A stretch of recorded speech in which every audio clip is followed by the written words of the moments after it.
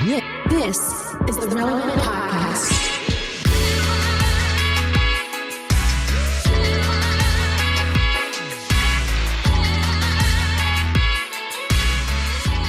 It's episode 1118, and it's the Relevant Podcast here in Orlando. I'm your host, Cameron Strang, and joining me from Loverland, Virginia, it's Jesse Carey. Hello, hello. From Nashville, Tennessee, our managing editor, downtown Emily Brown. Hey, y'all.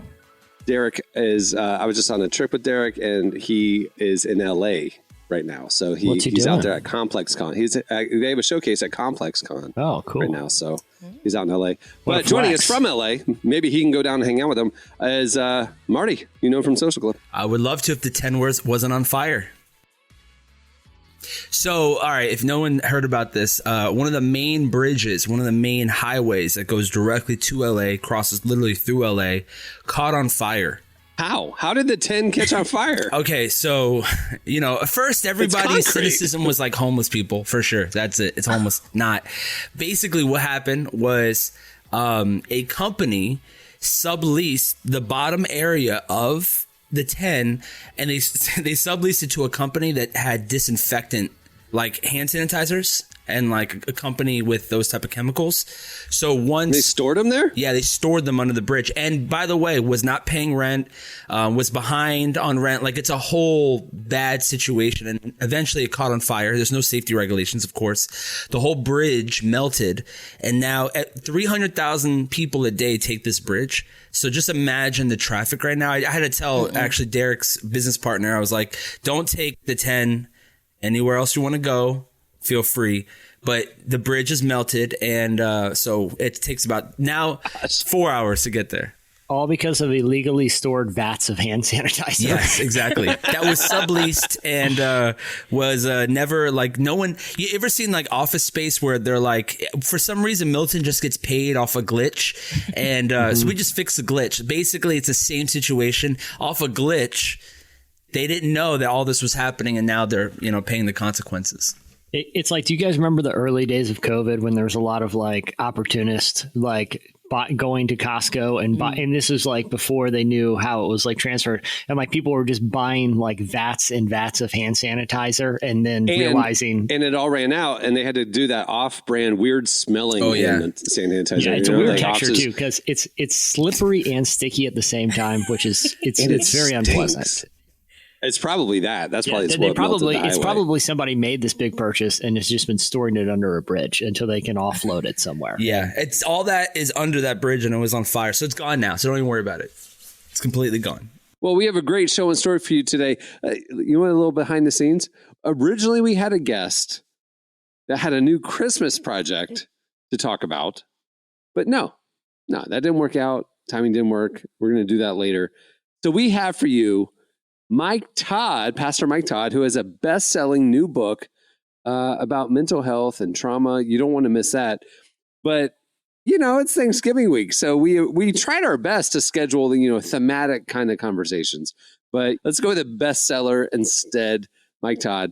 But, it is the holiday season. So if you were wanting some Christmas or holiday type content, that's coming up soon. Don't worry about it. We got it. I personally am a stickler of like, we have to get through Thanksgiving before we can start celebrating Christmas. Yeah. As you should. That's gone now. Yeah.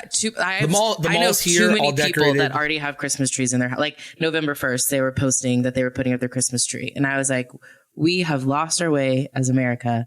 We don't need this. Wait. But hey, here's my deal.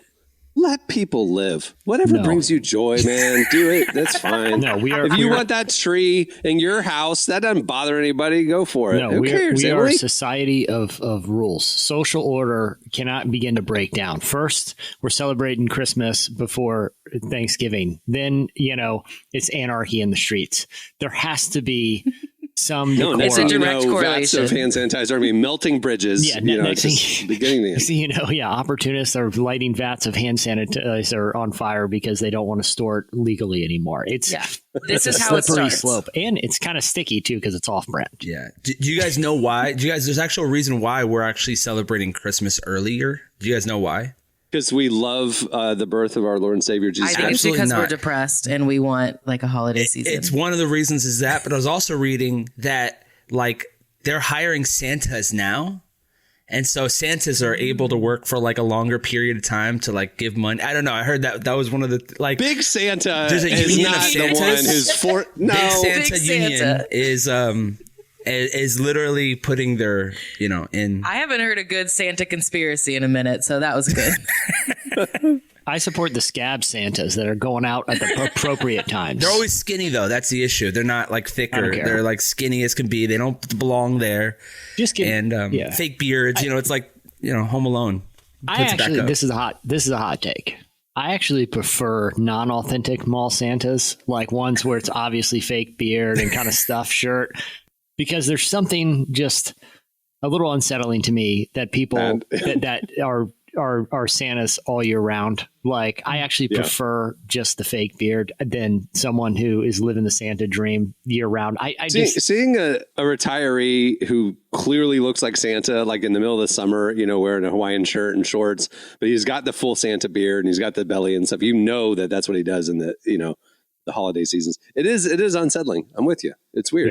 Yeah. Full-time Santas. I don't know. Is there a thing is full-time? Like, why would someone be Santa? I don't think there's a full-time year-round Santa gig. But if you here's the thing, if you look just like Santa. That's what I'm talking about right there. There's a guy on TikTok.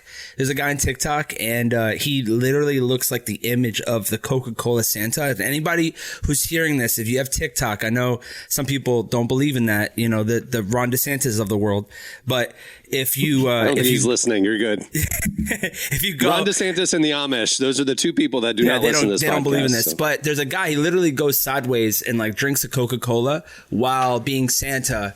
And Emily, have you seen him? Because you're shaking your head. Like, no, have you seen him before? I haven't seen him. Man, he's huge. He literally like makes a living all year round.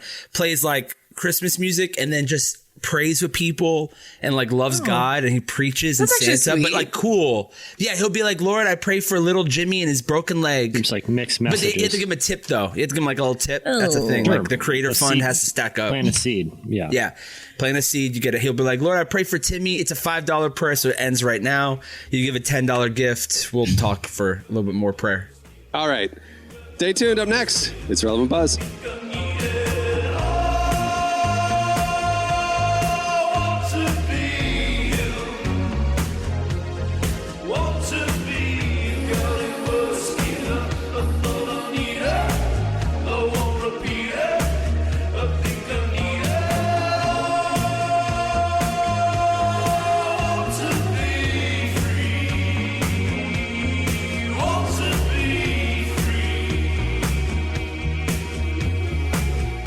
You're listening to Zoe Celeste and Tay Shi.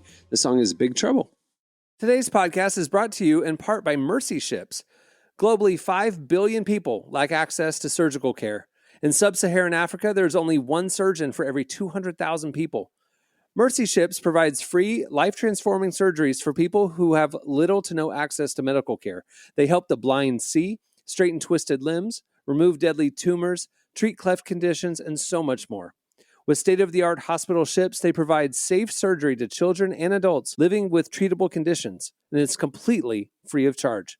They do all this work with an all-volunteer crew of professionals who donate their time and talents. Surgeons, stewards, nurses, engineers, and more make the world a better place. Your donation today provides free, safe surgeries to people in desperate need of help.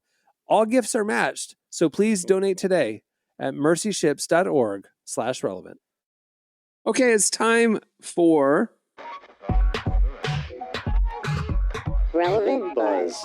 Hey, Emily, tell us what's happening at the intersection of faith and culture this week. Right. So the first thing I want to talk about is Kat Von D, the tattoo artist who we've been talking about a little bit recently. A few weeks ago, she started opening up about her new faith journey, which has been really fun to follow along. And recently, she started talking about the church she attends.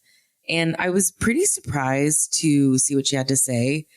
In a good way. I'm happy about it. Hopefully you'll be happy about it too. Basically, instead of choosing a modern church home like you might think she'd prefer, she's gone a totally different route. She went on the Relatable podcast with Allie Beth Stuckey and talked about her church journey. And here's what she had to say. I'm seeking more traditionalism. Like, I don't, like when it comes to my worship, and this is just for me, it's like, I want to worship. Like, I don't want to go to a concert. I don't want to, I don't like I dress, we all dress nice when we go to church. That's just our own personal thing. Like, this is a sacred space. And like, like, that's how I do it. And I feel like, other outlets and stuff like just didn't really align with what I'm looking for, you know? Yeah. But so I feel like God just like spit me out on the doorsteps of the most perfect church for us. And we go in there and there's, you know, it's a very small congregation. It's a lot of old people. And, my parents were always late as a kid. So I have anxiety about being late. I do not like being late. And so I was like, all right, well, I got there too early and we interrupted their prayer circle.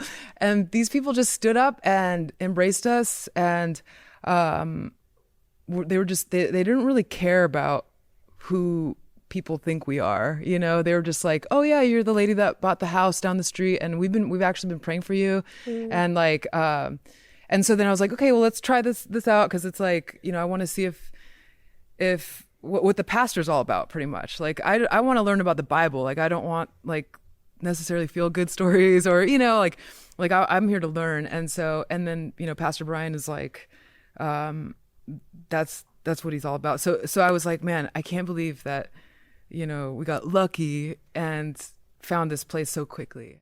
I thought it was funny, like when we were covering like her baptism and stuff like that, clips were going around of her singing in the choir, and we talked about it on the show, like it was all like these old white-haired people and then her. It was just like very fish out of water looking. And so I thought to myself when I saw that, oh, that's sad. She's new Christian. She doesn't even know that there's kind of better churches than just the old person one at the corner of her street, you know. No, apparently she has gone to and knows about the other churches. She just doesn't want them. She wants this traditional experience. You know, a friend of mine was getting confirmed in an Episcopal church recently, and we went to their. I know. I was in the pool with him until 1 a.m. That's right, and we went to the confirmation service, and I got to say, and I've been to when I was in college. I actually I don't really think this is a flex, but I briefly was a paid musician at a Lutheran church too. I played guitar at a Lutheran church service for a while. I know it's a pretty big deal. I didn't want to say it earlier because I didn't want to. I didn't know you were very good at guitar, but maybe you don't have to be to play at a Lutheran church.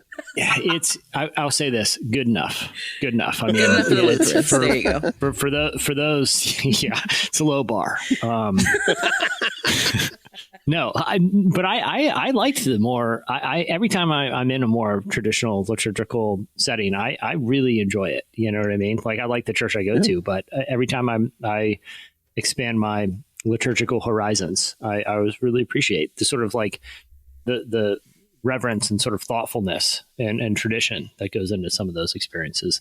Yeah, I have a friend who is a pastor at a liturgical church, and when I like go visit her, it almost feels like I'm in a different setting sometimes, just because it is so, I don't want to say rigid. I don't mean that in a bad way, but it's very structured in a way that my church, I don't think is as structured.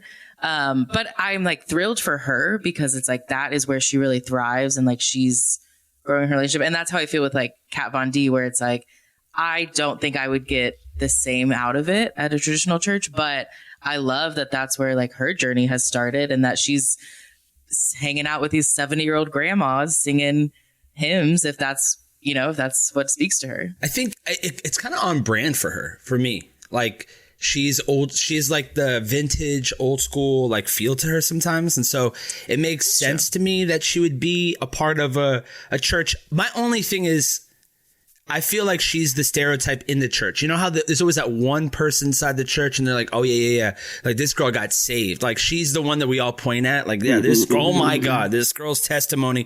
I don't want her to be that person.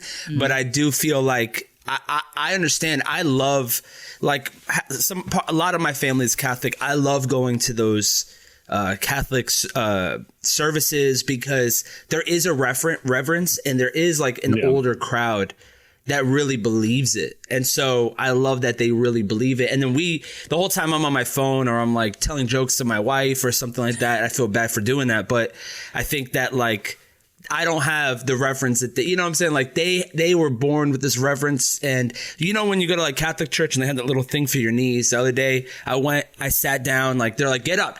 Like they were all pissed at me because I sat. Marty, I think you're using the term reverence when you mean attention span here in this context. I think it's ADHD that I have. So in the middle of service, like I think my phone went off on like, it's probably that Santa guy on TikTok. I opened my phone and that was like the first thing I saw. You have his notifications set. I have his notification. They go directly to I'm one of the few. Yeah. He prayed for me. Sure. All right. So Kat Von D, she chose the Old People Church for a reason. All right. What else do you have, Emily? There's a really surprising study that came out that found that 1 in 4 Gen Z Americans have expressed a desire to permanently live outside of the U.S. So 25% of a generation like fully want to live overseas somewhere. Have 25% even experienced life and living outside the U.S. at all to even know that that's what they want for the rest of their lives? Do you like toilets? Yeah. Do you like ice?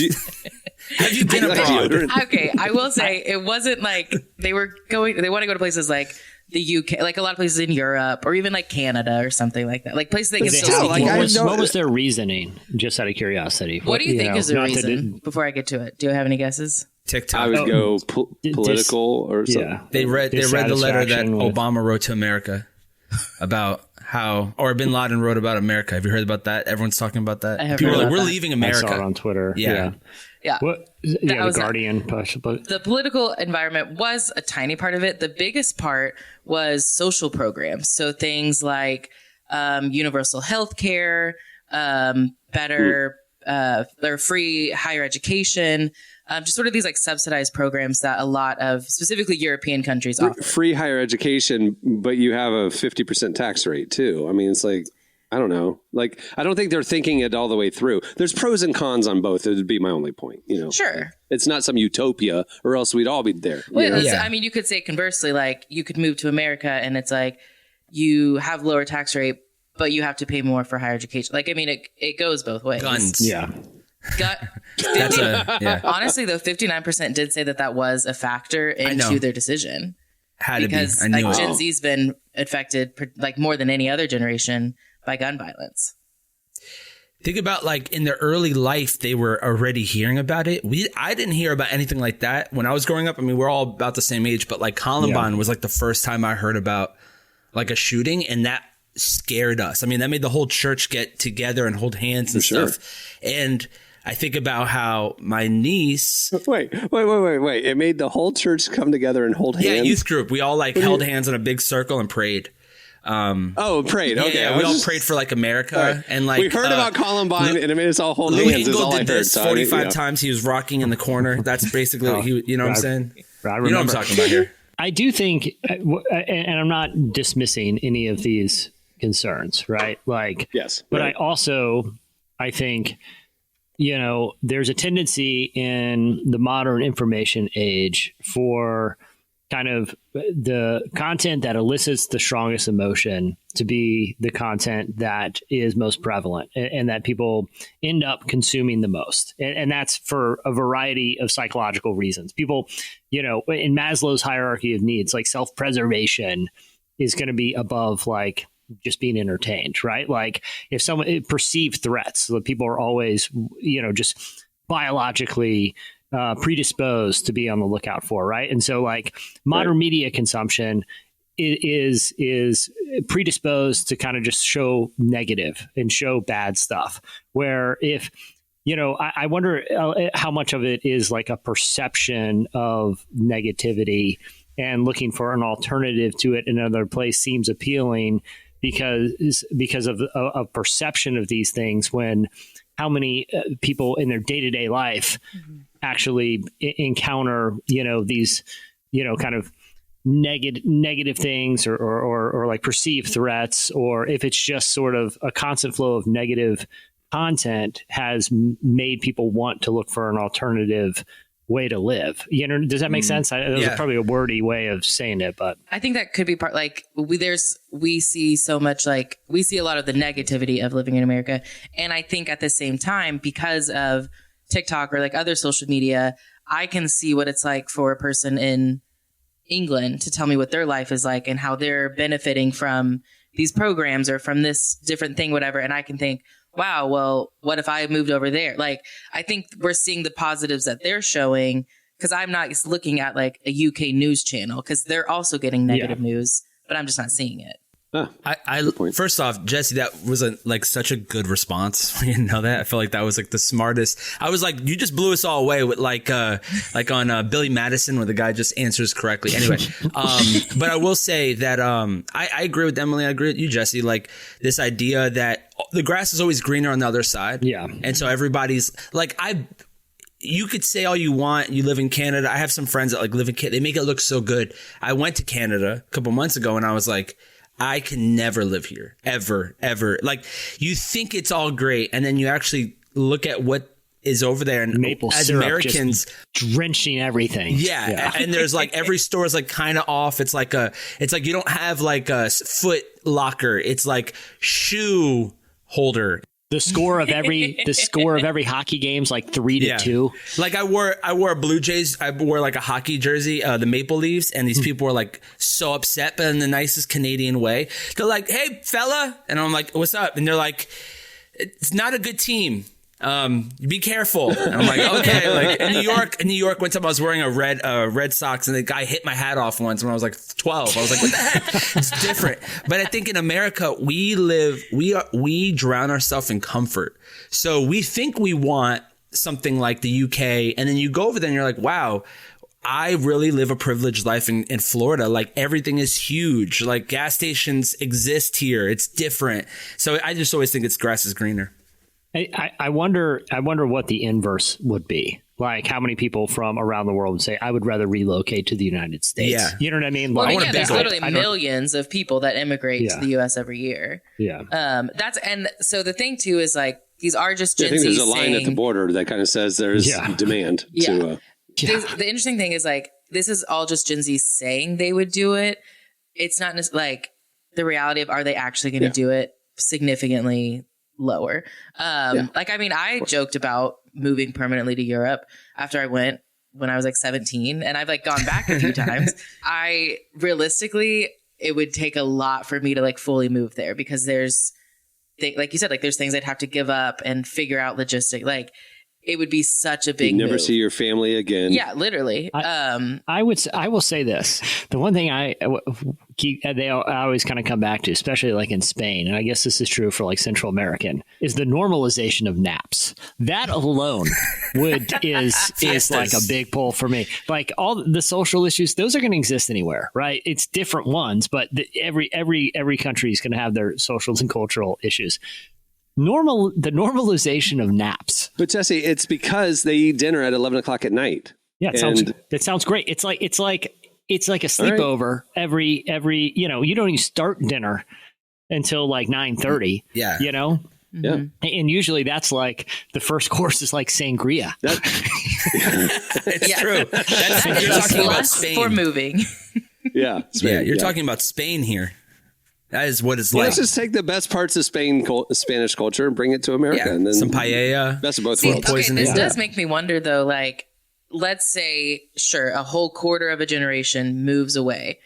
What does that do, like, for American society, American culture? It's not going to happen, so that we don't even need to. It's not going to happen. If it did happen, I think I'd be happy. I'm like, the people who need to go just need to go. They need to, and then they need to come back with their tails between their legs and be like, America's pretty good. Pretty good here. Or come back with a critical mass to bring napping to our culture. Yes. That's culture. When people complain, they're like, I hate when people from outside countries bring their culture into America. Like, this is America. No. This is one of those things where we could say, let's hear them out. Let's adapt, guys. Yeah, let's hear them out on the fiesta. Paella, we'll skip, but the fiesta, we're done.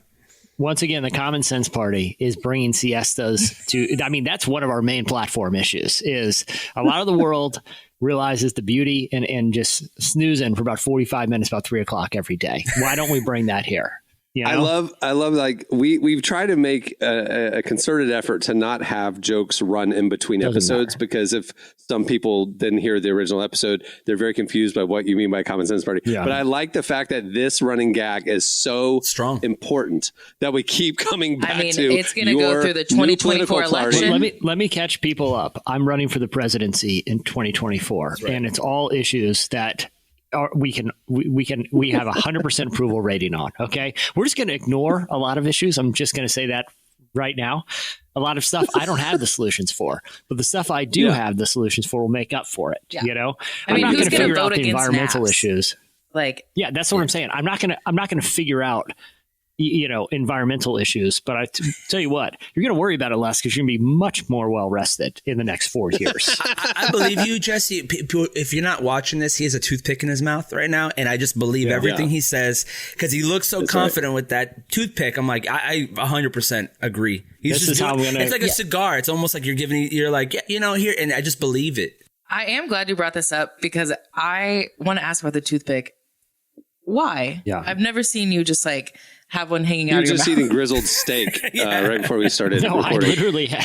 It's funny. I didn't. I think I will incorporate it because I feel like it's like when you chew a big hunk of gum and it just gives you a degree of confidence. Like, is that right? You just kind of it gives you a little attitude. Like if you I've never gotten confidence from chewing you're gum. chewing the but wrong okay. gum.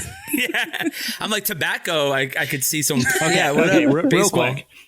If you're talking to somebody, like let's say you go to the mechanic and they're working on your car and they're telling you what needs to get done, or you go in, he's got 2 big pieces of gum and he's just kind of like gnawing on that thing. You're like, that guy seems like a cool guy. He's chewing a big hunk of gum right in the middle of the. I don't want my mechanic like blowing bubblicious bubbles. I'm telling and you, stuff. you can't not look like you know what you're talking about if you're chewing a big hunk of gum or blowing bubbles. You just don't. You look hyper confident. Yeah, no one's ever looked I had- insecure like chewing gum. That's right. You know what looks it's guilty? so simple to do. Mentos look guilty. Push it out from like the bottom of the thing and foil, and you're like, And if I had to choose, I guess I'm going to choose gum on that. Yeah, exactly. So you look up, but I did have something stuck in my tooth right before we started. It's on brand though for you, Jesse. I'm not going to lie. The toothpick it's like a mint toothpick. I think I'm about incorporating it into just potting because it really does it gives you like an everyman image, like, which is great for it does. With the for the beard Common too, Sense Party campaign, where it's like you're just a guy It's good. who's I'm got some workshopping. ideas. I'm workshopping all of this. Yeah, yeah. All right, what's the last thing, Emily? Yeah, last thing. So for King and Country, they have sort of a movie coming out about their life, which one of the guys, Joel Smallbone, he is starring in it. He's playing their dad, but it adapts their family's real life journey from Australia to the US in the 1990s, and just kind of shows like the family struggle and how they got started with their sister and then with them as well. And we got the trailer right here. All right, here's a clip. How y'all doing? Are y'all from England? Australia. Australia. Wish I had an accent. Dad, I wrote a song. Yeah, when you're this good looking, you could do movies. Yeah, I get it. Oh, that's great, honey. Yeah. Lion Gates. The struggles of 2 tall, handsome brothers that And are a also famous sister. very talented. Yeah. Whose sister is Rebecca St. James. So even if they try to dress Joel down and look like he still has like a good looking, like we all know deep down he looks like James Bond. It's them and the Property Brothers are probably 4 of the most handsome men there are. I wish the Property Brothers were playing them in. That would have been That more would be realistic. so funny. This is everything we have. I'd watch. And Yes. sometimes it's going to grow and sometimes it will shrink, but it cannot be allowed to disappear. She looks well made. Yeah. It's Lionsgate. Oh, it's Lionsgate. Wow. Yeah, it's the people that did like Jesus Revolution. So it does seem like it actually has a pretty good adaptation. Because their sister's Rebecca St. James, right? Yeah, Yes. yeah. So they've been doing it. Yeah. And I think it sort of focuses a little bit more on like the beginning of her journey, just because they were so young when they moved. But there's like a kind of little like nod in the trailer for them saying like, we want to make music too. When does it come out, Emily? It will come out next spring, April 26th. Yeah. I'll be honest with you. When Emily said, "Hey, for King and Country movie," I kind of rolled my eyes, thinking, it's just a vanity project. Who cares? I'm sorry. this is really good looking. Yeah, like, I'm really, it's I'm gonna be now I great. kind I of want to already see know. it. This is, It looks like it's really good. inspirational. All right. It's a good one. Yeah. I can only imagine. still think I would rather see a version where they are played by the Property Brothers. I just think I'm just upset Dennis Quaid's not in it because he's in all those other movies. He's in all the other ones. I just wish that I could see Dennis Quaid one more time. I just think it's funny that Joel's playing his dad. Like, it just feels kind of meta, which I appreciate. But yeah. All right, that'll do it for Relevant Buzz. Stay tuned. Up next, Mike Todd joins us.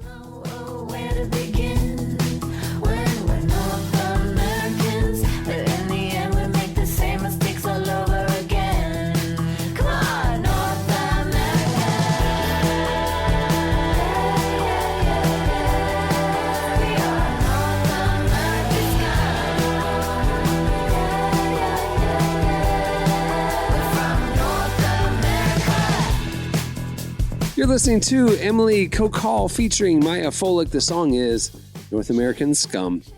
Oh, that's my high school nickname. Well, today's show is brought to you in part by the new book, God, the Science, the Evidence. We talk a lot about faith, but how often do we talk about science in the same breath? You might be surprised to discover just how deeply the two actually agree. For centuries, science has been used to dismiss the idea of God, but today an intellectual revolution is underway. Modern discoveries in physics, cosmology, and biology are consistently revealing the same truth. Creation isn't an accident. That profound reversal is what engineers Michel-Yves Bolloré and Olivier Bonassi investigate in their international bestseller, God, the Science, the Evidence. This book is a rigorous, evidence-based critique of materialism, inviting you to explore over a dozen scientific, philosophical, and historical domains. It shows that what was once seemed impossible, that science could point to a creator, is now supported by a vast and convergent body of evidence. With over 400,000 copies sold in Europe, this book is sparking a global debate. It's thoughtful, fascinating, and a powerful reminder that reason itself affirms the existence of God. Learn more and find out where you can purchase your copy today by visiting godthesciencetheevidence.com. Where our guest today is Mike Todd. He's the lead pastor of Transformation Church in Tulsa and the author of numerous books, including his most recent New York Times bestseller, Damaged But Not Destroyed. We sat down with Mike to discuss why it's important to not let trauma hold you back and how we can walk in the identity God has given us. Here's part of our conversation. Mike Todd.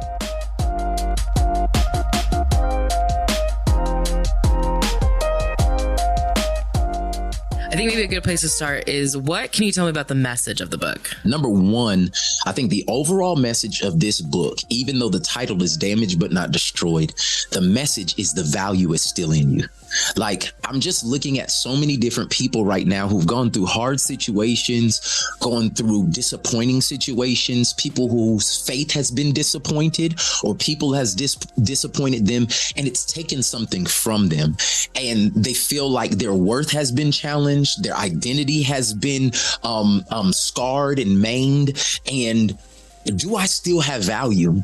And when I look through the Bible, it's just amazing to me. It's scandalous how many people God uses who had damage in their life, jacked up families, messed up decisions, but he still chooses to partner with people who are not perfect. And he uses their damage to be a gateway to their destiny. And I know in culture, people try to make you feel ashamed and like, man, you messed up. That's who you are. But what you do is an event. Who you are is who God says you are. And I just want to let people know, no matter what has happened to you, how damaged you think you are, there's value still in you. And God has put value in you that nobody can take away. You just have to believe it to start actually dealing with some of the trauma, and that trauma be able to turn into triumph. So the message of Damaged But Not Destroyed is the value is still in you. Why do you think that's something that our culture needs to be reminded of today?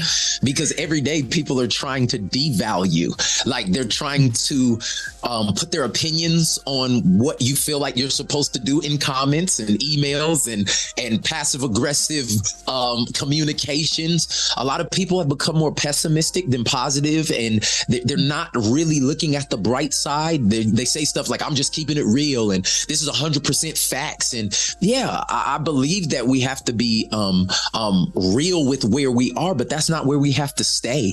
I believe that faith begins where understanding ends. Like we need faith after. It doesn't make any sense. Peace that passes all understanding. That means my understanding, this don't make no sense. Now God's peace works in. And I just think that so many people, specifically since the pandemic, have been discouraged in business, in parenting, in what they believe they can have in relationships. And I don't know. I have a burden. You can see by the way I'm talking, the passion to really help people understand that how you see it is not how God sees it. He sees past the valley. He sees the mountaintop. And sometimes he doesn't deliver us from it. We have to go through it. And many times in our own life, in my own life, I've had to go through damage, but I didn't stay there.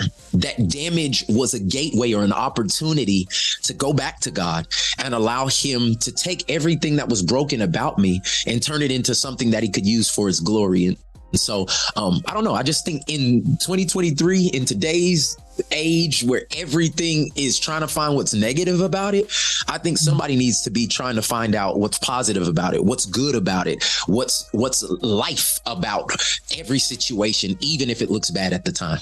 When we talk about trauma, what are we talking about? Because I think some people might have different beliefs. The easy, simple Mike Todd definition is trauma is anything that impacts you greatly.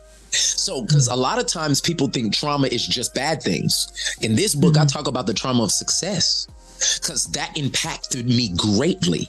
And I think that trauma can be anything from the coach not letting you play when you were in 5th grade on the basketball team, to a brother and sister always telling you stop touching my stuff, to not being accepted into the college that you wanted to go to, the alma mater that your family went to, all the way to actually graduating the top of your class, but not actually loving what you spent all that time doing. Like trauma can happen through anything. It reminds me of when the scripture says, in this life, you will have trouble.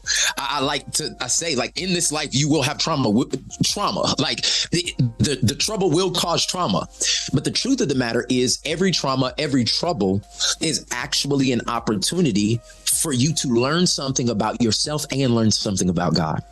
And a lot of times people use the trauma as an excuse to stay where they're at instead of the platform to go to where God has them to go. I can think in my own life, how many times my greatest problems in one season became my greatest victories in another.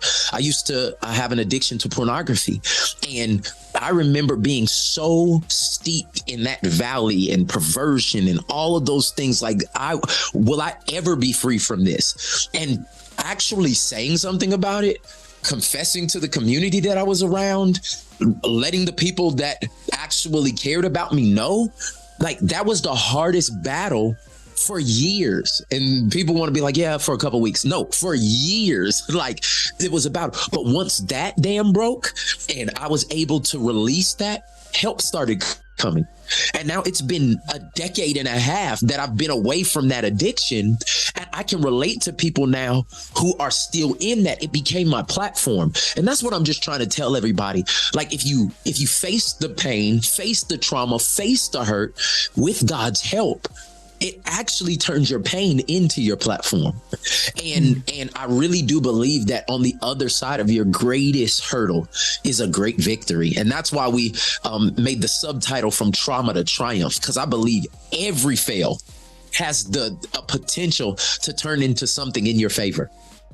I'm curious, like, as you were writing this book and you were thinking back on your own life, was there anything you learned about your own story? Oh my gosh, everything. Like, when you start writing a book, I don't know if you've ever written a book, but I never thought I would write books. I barely passed English class. Like, I didn't know that this would be a medium of communication for me. So it is a hard process for me because I'm a natural talker, but I want people to see the pictures when I write. I want it to almost feel like I'm talking to them, like they can hear me when that's happening. And so as I begin to write this, I realized that a lot of the things that I considered good in my past actually affected me in a potentially negative way if I would have kept doing it the same way. And that's why it's so good to look back. I say it like this in the book, is that the engine that got me here would be the same engine that destroyed me for the future. And if I didn't change my motives and my internal like reason of why and some of the things, I'll just tell you, you'll read the book and get further clarity. But I never was okay with good. Like, I didn't like anything that was good. I always wanted great. Like, if it wasn't great, I didn't want it. I'm talking about from food to fashion to house to videos, like content we put out. And I realized that principle and that idea came from a place of trauma. It was when I was good at something, but nobody ever let me actually express that. And so I made the decision, good is not good enough. I'm going to be great. But the truth of the matter is, that engine was starting to destroy my joy, my ability to appreciate, my gratitude, because it would be good. Like, stuff would be good. And I was like, no, this is not good. Like, it's got to be never before seen. It's got to. And literally, it's robbing me of moments with my wife and my family and my friends because of a trauma I had at 12 years old. And it made me Mike Todd, but it also had the ability to destroy everything that God had brought me to. And so that's what I'm talking about. I'm talking about dealing with real issues, like evaluating. And so when you talk about, did I find out anything about myself? I didn't know myself before I did this book. Like, I am a brand new version of me because of reflection. And I believe that's what I want everybody to do. I want to be their coach in this book, like walking them through the process that helped me find out where I am today and to walk into health and healing, because there's a lot of value that people still have that they're feeling like they're not worthy to actually share with the world. And I just want to be their coach and be like, hey, you can do it. I did it. It is hard work, but with God's help, I think that we can reach destiny.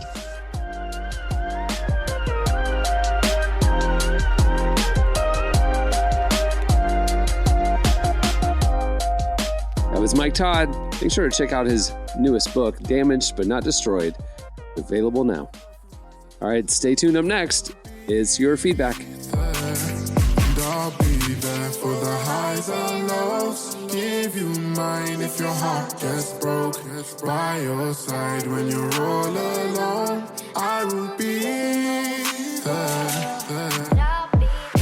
I feel like I take life easy, you'll never see me on the driver's wheel. Always the passenger side of the journey, let me sit back and enjoy my meal. Nonchalant, I keep myself to myself. You ain't gonna hear my plans, I keep my circle small. Seen too many man try giving their hope in hand. Haha, they see me winning, I'm making more and I'm speaking less. I prove them wrong every time I sing. They make a mistake and they second guess. They know I got G.O.D. on my side and he told me I will be. You're listening to Prinz and Gabriella B. The song is Highs and Lows. Well, today's podcast is brought to you in part by the new book, Confessions of a Christian Alcoholic. Author Jonathan Seidel knows firsthand how even believers can get stuck in shame and destructive habits, especially when it comes to one of society's biggest obsessions, alcohol. In Confessions of a Christian Alcoholic, he details his spiral into disordered drinking and shares the 4-step process he eventually used to break free. There's hope for alcoholics who become Christians and for Christians who become alcoholics. Find Confessions of a Christian Alcoholic wherever books are sold. What if you could change a child's life with just $10? Right now, thousands of vulnerable children in East Africa are suffering from jiggers. It's a painful, preventable parasite that burrows into their feet. Soul Hope is the only organization treating it through foot washing, medical care, and durable closed-toed shoes that protect kids long after treatment. $10 may not seem like much in today's world, but when we come together, those small gifts add up to big change. Join the 10 for 10 campaign. $10 protects 10 small toes. Visit soulhope.org/10 to give now. One small gift makes a big difference. Again, that's Soulhope, SOLE, hope.org/TEN. Okay, it's time for your feedback. Last week, why did we get talking about wacky reality TV shows? Oh, well, because Chip and Jo are coming out with the hamster versus human show. That's right. Chip and Jo have ventured beyond home renovations, and they're doing shows for Max, like Human versus Hamster, where hamsters and humans compete in the physical challenges against each other. at scale and other ones. Anyway, I got us thinking we should help them out and pitch them. Oh, the Roller Jam one. We should help them out and pitch some other reality TV show competition ideas. And here, you hit us up on X at Relevant Podcast, and here's a few of our favorites. So Carl Adams Jr. had a lot of suggestions. I think we really need to get him in the studio because he's got a lot of ideas. But he mentioned one, bond with your polar opposite, where people diametrically opposed are locked in a house for days. So like MAGA and liberal, Christian and Satanist, death metal or classic I would watch that. Here's the thing. That show's already been made. What, Wife Swap? Yes, Wife Swap. Yeah.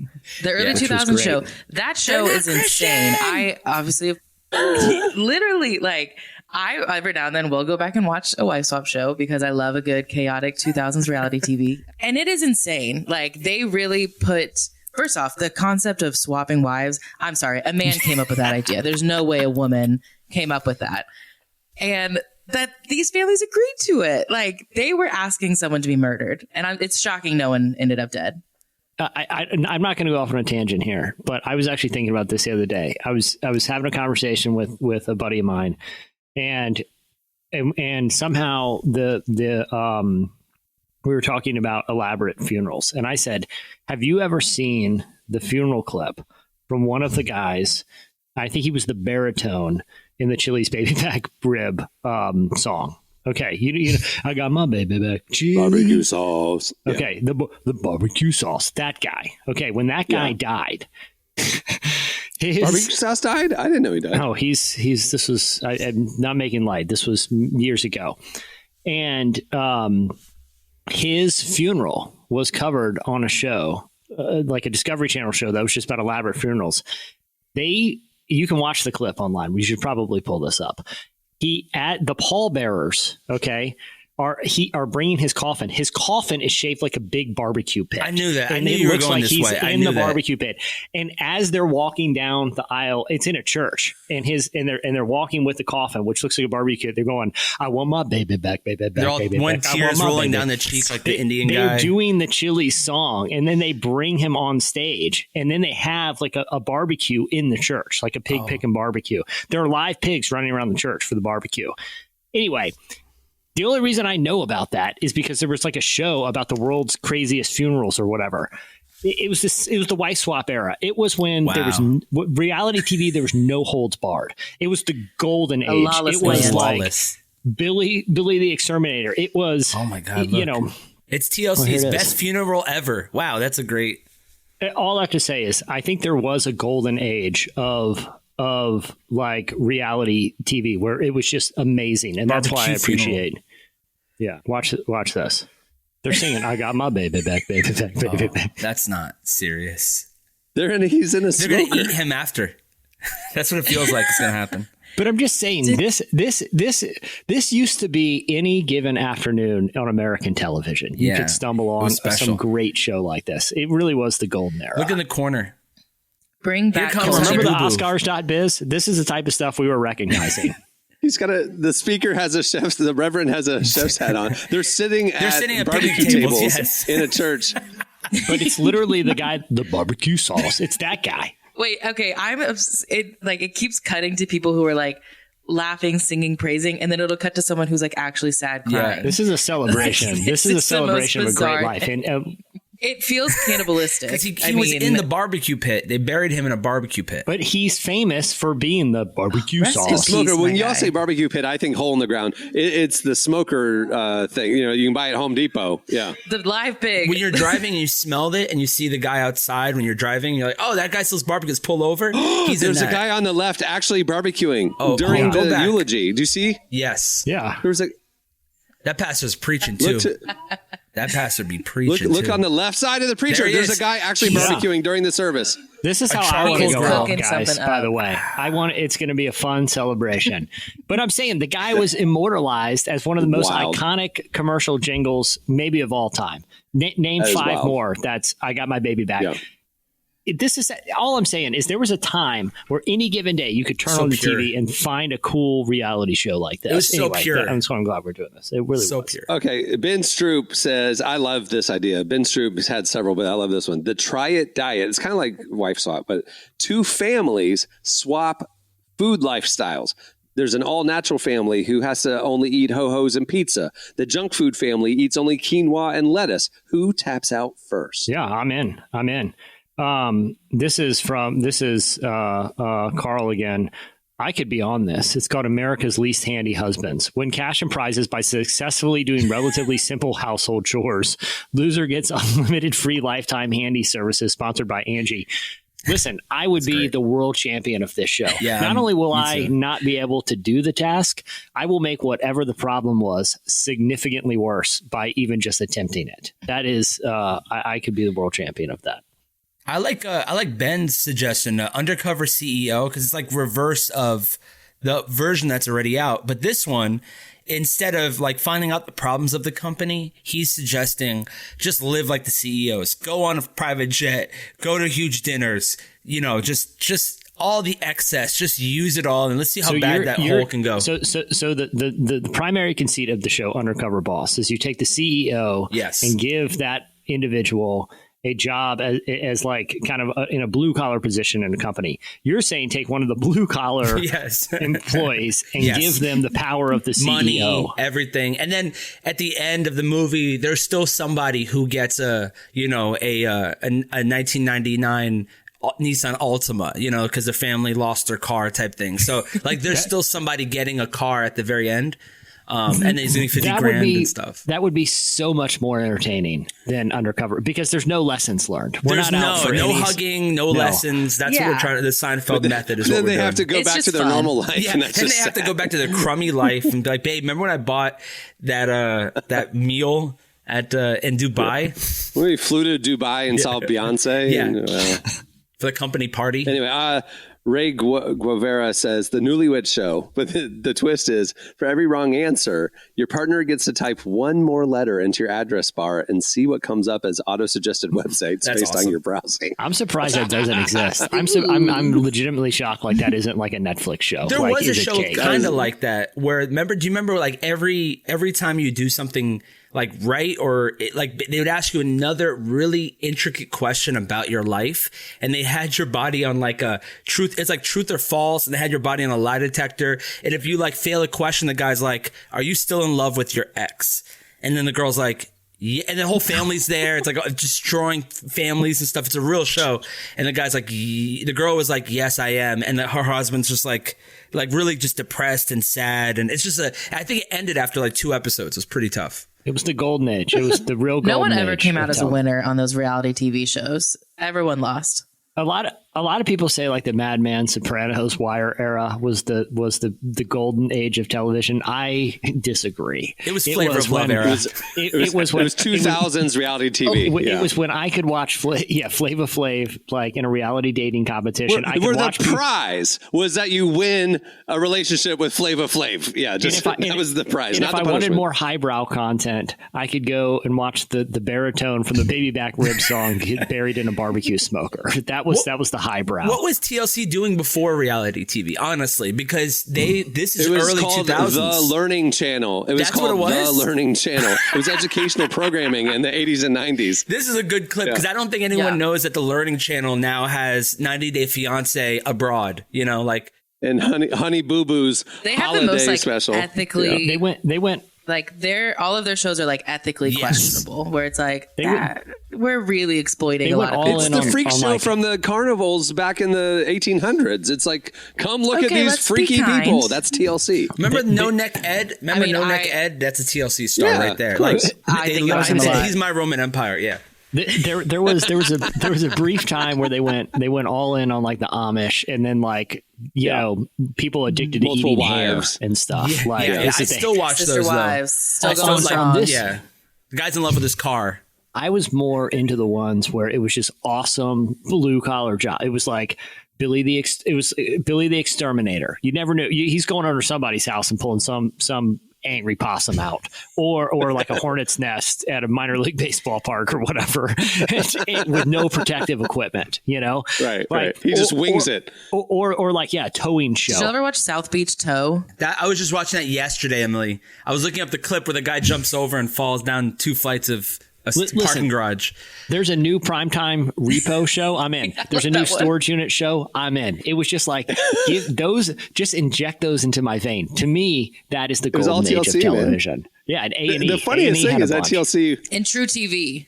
Yeah, and even A&E too. Like A&E kind of has gone this direction. A&E back in the 80s, I remember we had cable and we had A&E, and it was like arts and entertainment. Yeah, it was behind culture. the they movies. Would play opera, or they would play opera, and they would do different things, and it was like high society type programming. And then they just decided, like TLC, like we're going to go the complete opposite direction. All right, that'll do it for your feedback. There's more where that came from. Go check it out. It's time for this week's editorial question of the week. Well, we're kind of pivoting away from reality TV. This is the last feedback episode before Thanksgiving next week. So we were thinking about the holidays. You know, earlier in the show, we were talking about you can't celebrate Christmas until after you finish your Thanksgiving meal. So we want to know, and here's a little teaser. On the next episode, we're gonna talk about some Thanksgiving side dishes. But we want to know your most underrated Thanksgiving traditions or sides or food or things that your family does that you look forward to every year that maybe your family does that's unique that other families don't maybe enjoy. I don't want to say, we don't want answers to be like, oh, we love stuffing with our Thanksgiving. But every year my dad does this. You know, we have this, or my mom serves this, my great aunt does that. That's what we want. Hit us up on X at Relevant Podcast, or hit us up wherever you see us post the question. We'll read our favorites on next week's show, our Black Friday episode. Can I give a hot take here? And I know this. I know a lot of people. This might be upsetting, but like in my, I don't know how a lot of families do it, but in different parts of my family, like when you show up, everyone brings a dish. It's one of those Thanksgiving situations where it's kind of all laid out. You make a plate. It's always the person that didn't make something or forgot or got a text right before, like, oh, I was supposed to bring something, that gets either the Chick-fil-A nugget platter or like those like chocolate chip cookies that are kind of like soft baked, like from the grocery store bakery, not like a Chips Ahoy. You know what I'm talking about? They're like in the clear plastic kind of container. You lift the lid off. Yeah. Those are always first to go on the table. They took zero effort and cost very little money. 100%. And like grandma's baked ham that she's been cooking for like a week, that's been soaking in like a saltwater tub for a week. No one's touching, but they're loaded up with Chick-fil-A nuggets. It is. I guarantee you, you show up with Chick-fil-A nuggets to the finest family meal. It is the first off the board. People want it's just the way it is. Yeah, I did it last year. I'm doing it again. I'm hosting my extended family for Thanksgiving. I'm a single dad, so I'm not going to be in the kitchen. Whatever, everybody's bringing dishes and stuff like that. So I'm doing what you just suggested, Jesse. My contribution will come from a store of some sort. Yeah, Chick-fil-A nugget platter done. And even if someone says something judgy to you, they're dipping into it. Yeah, like that's where the sauce is. They're like bitter that they didn't think of it. That's right. One thing that I made one time that was like my underrated dish was just pigs in a blanket. Like I got the croissants and then I grilled the little wiener things and I threw them in, like, because I was like, I don't cook. First thing to go. The easiest meal was the last. I did it in that morning. Like Publix is still open in the morning. I grilled it. I did it all right then. People loved it. All the stuff that mattered didn't matter. Hey, I showed up to one. It wasn't Thanksgiving, but it was another one of these kind of gatherings. And there was a lot of crock pots in play, a lot of like elaborate like deviled egg boards, like stuff that people put time into. I rolled in, real talk, with pizza bagels. It works, man.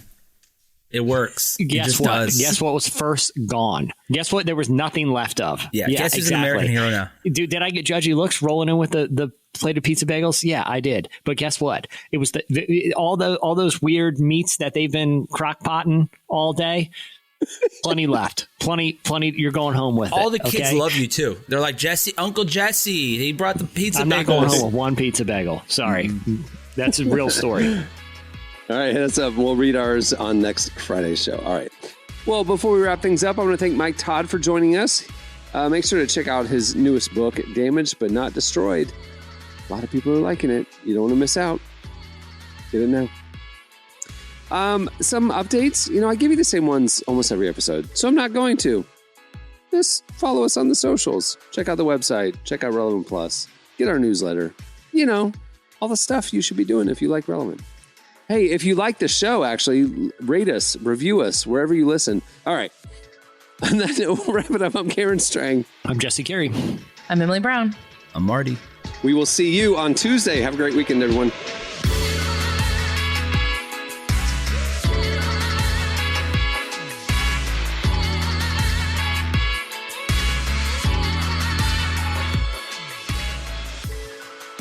Thanks for listening to the Relevant Podcast.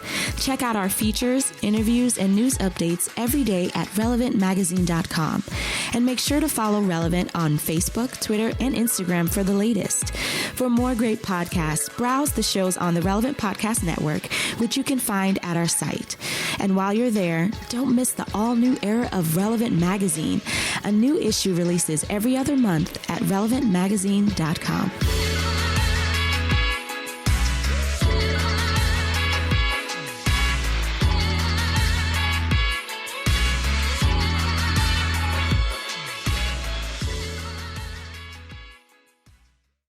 You can't not look like you know what you're talking about if you're chewing a big hunk of gum.